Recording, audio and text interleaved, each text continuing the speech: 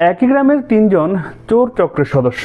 তারা গ্রামের মধ্যে বিভিন্ন ছিচকে চুরি এবং ছোটখাটো ঘটনা ঘটিয়ে দিন পার করেন।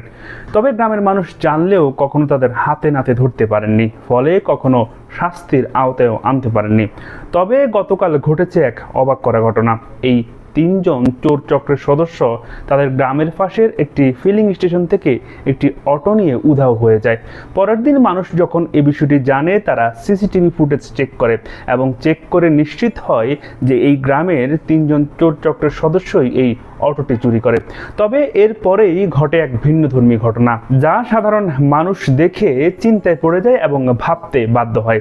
যখন এই তিনজন চোর চক্রের সদস্যকে ধরা হয়, তখন তাদের শাস্তি হিসেবে কি দেওয়া হয়? তাদের শাস্তি হিসেবে দেওয়া হয় প্রত্যেকজন চোর 100 রাকাত করে নফল নামাজ পড়তে হবে এবং সেখানে বসে সবার সামনে তওবা করতে হবে। এবং ঘটেও তাই।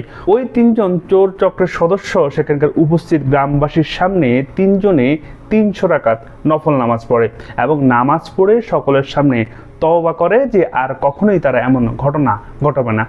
বিষয়টি নিয়ে দেখা দিয়েছে নানা মহলে নানা মত। কেউ বলছেন এই চিহ্নিত চোরদের এত কম সাজা দেওয়া উচিত হয়নি, কারণ এরকম কম সাজা দিলে তারা কখনোই নিজেদের শুধরাবে না। তবে বিপক্ষেও অনেকে বলছেন এটি একটি অভিনব শাস্তি দেওয়া হয়েছে।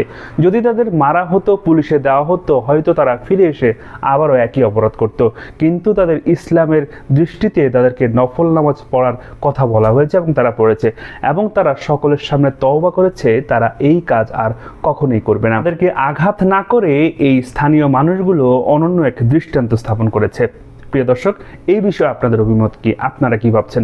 আপনারা কি মনে করেন চোরের শাস্তি এভাবে দেওয়া উচিত, নাকি চোরকে উচিত শিক্ষা দিয়ে পুলিশের হাতে দেওয়া উচিত? অবশ্যই মন্তব্যের ঘরে আপনাদের মতামত জানাতে পারেন। প্রিয় দর্শক, এতক্ষণ আপনাদের সাথে ছিলাম আমি মহিউদ্দিন রবিন। আশা করি সবসময় আমাদের পাশেই থাকবেন। আল্লাহ।